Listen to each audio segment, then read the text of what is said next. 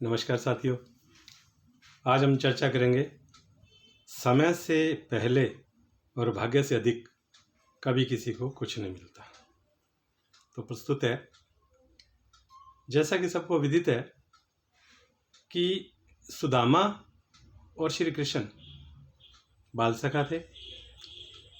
एक साथ एक ही आश्रम में महर्षि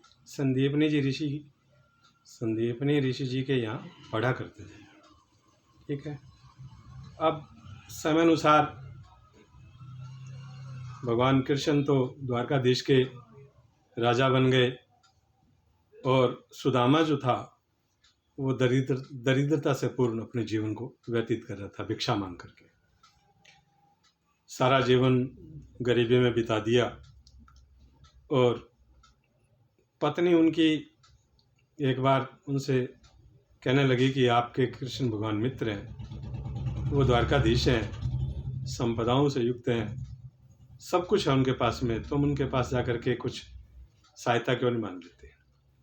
लेकिन सुदामा संकोचवश जाना नहीं चाह रहे थे। वो किनारा करना चाह रहे थे, लेकिन पत्नी उनसे लड़ झगड़ करके क्लेश करके ज़बरदस्ती उनको वो भेजना चाह रही थी। और उसने भेज भी दिया कि तुम जाओ अपने मित्र से कुछ हेल्प मांगो, सहायता मांगो, हमारा जीवन भी सुख में हो जाए। मुसीबत में मित्र साथ नहीं दे तो फिर मित्र कैसा, कई उन्होंने दिए। सुदामा ने कहा भी अब मैं जाऊंगा तो कुछ खाली हाथ ही जाऊंगा और मेरे पास कोई भेंट भी नहीं है जो मैं अपने मित्र के लिए साथ में लेके जाऊँ, क्या करूँ। जैसे तैसे बेचारे ने जुगाड़ बिठाया, मांग तांग करके 3 मुट्ठी चावल कोई इकट्ठी की। संकोच करता करता वो बेचारा लेके गया, उसके पास में ये धन था, उसके पास गया वो। अब पहुंच गया, सारी कहानी सबको पता है।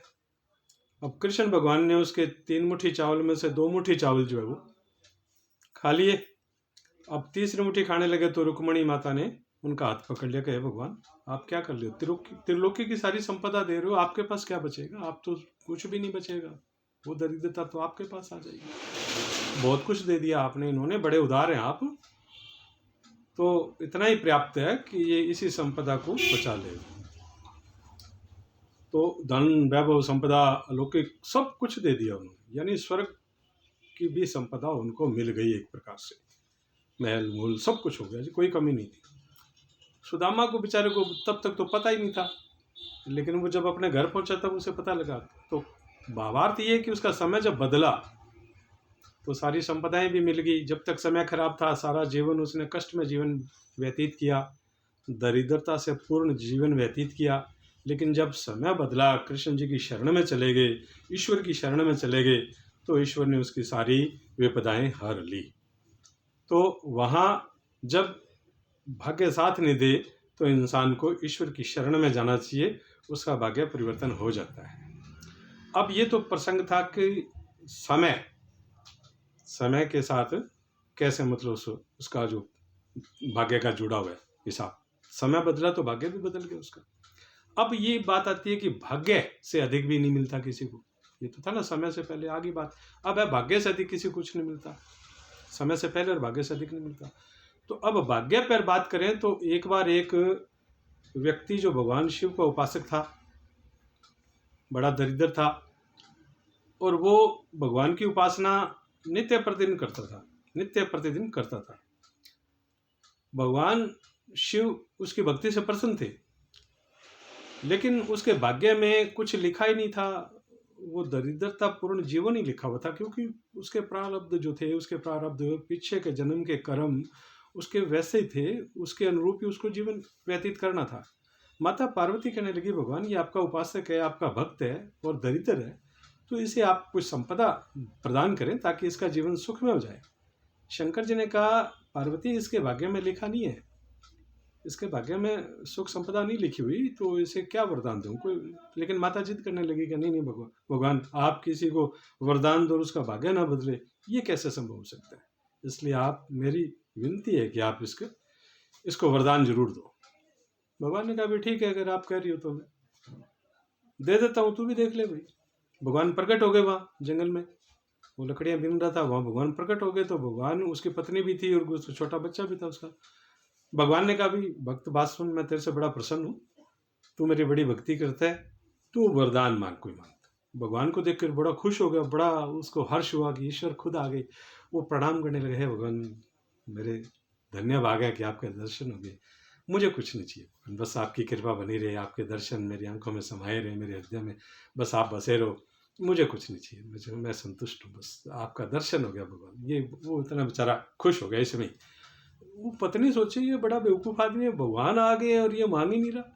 उसने बीच में टोकते हुए कहा, भगवान मेरे को आप वरदान दो, ये तो कुछ नहीं मांग रही। ये घोड़े हैं, आपकी उपासना करते हैं, इनको कुछ नहीं पता। वो कहते भी तू मांग ले। वो कहते भगवान मैं मांगू, मुझे दोगे ना जो मांगूंगा? हाँ हाँ, तू जो मांगेगी मैं दूंगा। तो अब उसकी बुद्धि काम भ्रष्ट हो जाती है। देखो आप, भाग्य में नहीं है तो बुद्धि भी काम नहीं करती। उसने कहा भगवान मेरे को आप इतनी रूपवती बना दो, इतना रूप मेरा हो जाए कि दुनिया में, इस सृष्टि में मेरे से ज्यादा कोई सुंदर ही ना हो, मैं बन जाऊं सुंदर ही सुंदर खूब, और मेरे में खुशबू ही खुशबू आए, इतनी सुंदर बना दो मेरे को। भगवान ने कहा तथास्तु। अब मांगा तो क्या मांगा थे देखो आप, रूप ही मांगा उसने तो। अब भगवान ने कहा भी तथास्तु, भगवान अंदर ध्यान हो गए। अब वो रूपवती बन गई जी वो तो, और खुशबू से भर गई वो तो, दूर दूर तक उसकी महक हवा के साथ फैले। उधर ही कुदरती कोई राजा भी उस क्षेत्र का गया हुआ था, आखेट खेलने के लिए अपने मंत्रियों को लेकर के रथ में बैठ के गया हुआ था। तो उसने देखा प्रकाश में हो गया वातावरण, अचानक इतना बड़ा प्रकाश ही प्रकाश हो गया और खुशबू ही खुशबू हो गई। ये क्या विचित्र लीला है।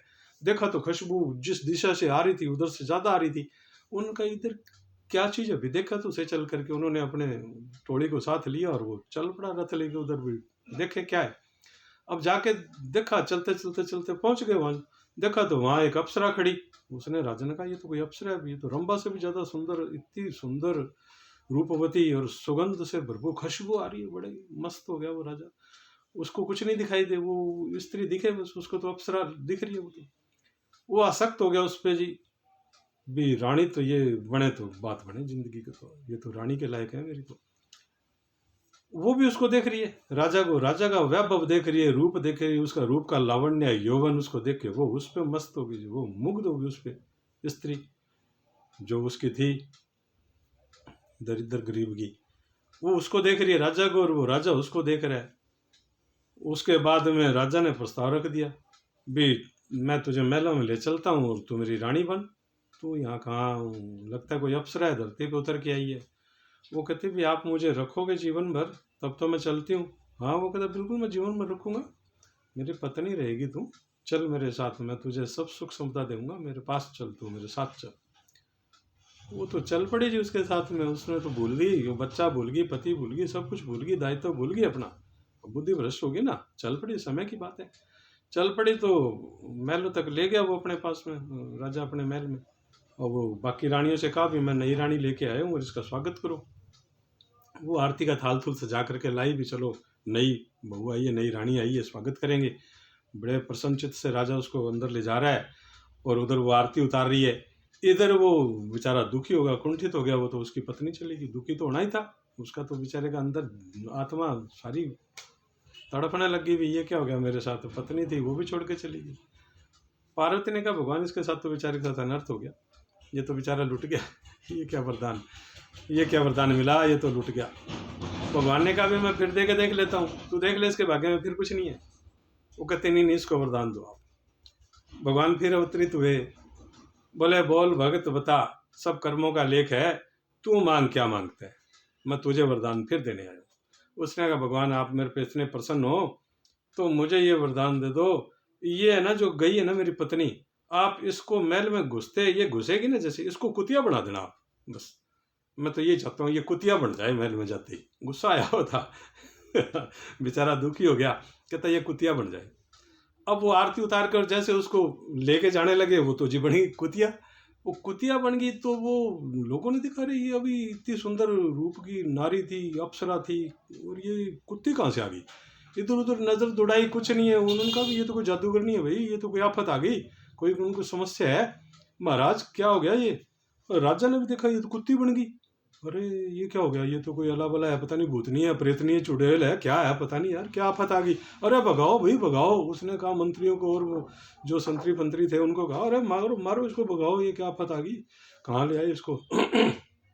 मार मूर के डंडे उसको भगा दिया जी। वो डंडे पड़े जी, बेचारी पों पों पों करती करती वापस उसे जंगल में उसी आदमी के पास आकर के लोट पलटे खाने लग गई और पूंछड़ी लाए और इधर उधर बेचारी लोट पलटे खाए। अब बोले तो क्या, है ना, कुत्ते की भाषा तो क्या समझे वो। अब वो बड़ी दुखी हो रही, वो भी आंसू आ रहे हैं उसके भी, और लोट पलट खा रही है। और वो कहता नहीं नहीं, जा और जा, राजा के पास जा, बन जा, रानी बन की ना, आगे औकात में अपने, तू इसी लायक थी, तू कुतिया के लायक थी। वो अपनी भड़ास निकाले उसको। बच्चा दुखी बेचारा। अब वो भगवान से फरियाद कर रहा है, भगवान। तो पार्वती कहती है भी भगवान आपने 2 वरदान दे दिए, बात तो सही है आपकी, लेकिन मैं ये चाहती हूँ भी इस बच्चे को और वरदान दे दो आप, ताकि ये भी वंचित नहीं रह जाए कि इसको नहीं मिला, इसको भी तो दो, देखो तो सही आगे क्या घटना घटती है। भगवान ने कहा भी ठीक है। भगवान फिर आए, भगवान बोले बेटा बता, तू रह गया, तू मन में ये मत सोचना कि मुझे वरदान नहीं मिला, तू मांग बेटा, क्या मांगता है। उसने कहा है भगवान, रोता रोता बोला, भगवान मेरी माँ को वापस औरत बना दो, और कुछ नहीं चाहिए मेरे को। बच्चे बेचारे को दुनिया से क्या लेना देना, बच्चे के लिए तो उसकी माँ ही दुनिया है सारी, उसी की माँ ही उसका संसार है, माँ ही उसका स्वर्ग है। उससे तो अपनी माँ को मांगा कि भगवान मेरे को मेरी माँ वापस पहले जैसी बना दो, जैसे थी ना पहले वैसे जैसी कर दो, इसकी कुत्ती योनि से जीवन छुटकारा दिला के इसको औरत बना दो, वापस बना दो, मेरी माँ बना दो। भगवान ने कहा तथास्तु, बन गई भी वो। अब भगवान ने कहा देख पार्वती, जैसे ये थे ना पहले वैसे के वैसे रहे, तीनों को अलग अलग वरदान मिले, लेकिन पहुंचा कोई कहीं भी नहीं, यानी इनके भाग्य में नहीं था। तो इसलिए मैंने तुझे पहले कहा था कि इनके भाग्य में नहीं है, यानी समय से पहले और भाग्य से अधिक कभी किसी को कुछ नहीं मिलता। और समय और भाग्य परिवर्तनशील है, अपने कर्मों के अनुसार भाग्य बनता है, और जैसे हम कर्म करेंगे वैसा ही हमारा भाग्य बनेगा। तो इसलिए हमें कर्म तो हमारे नेक ही होने चाहिए, उत्तम होने चाहिए, लेकिन ईश्वर के निकट रहते हुए हम अच्छे कर्म करें तो उसमें सुधार आ सकता है। जैसे भगवान श्री कृष्ण के पास सुदामा जी चले गए और वो अनन्य भक्त थे, तो ईश्वर की शरण में जाने से उनका समय बदल गया और वो वापस धन संपदा वैभव को भी प्राप्त हो गए। तो इसलिए ईश्वर के निकट रहिए, भले ही भाग्य आपका आज उदय नहीं हुआ, लेकिन आने वाले समय में उदय हो सकता है, कोई बड़ी बात नहीं। तो ईश्वर के निकट रहें, सन्निकट रहने से सब कुछ संभव हो सकता है। तो इन्हीं सब बातों के साथ मैं आप सबके लिए शुभकामनाएं करता हुआ, जय श्री राधे, जय श्री कृष्ण। समय से पहले और भाग्य से अधिक कभी किसी को कुछ नहीं मिलता। धन्यवाद।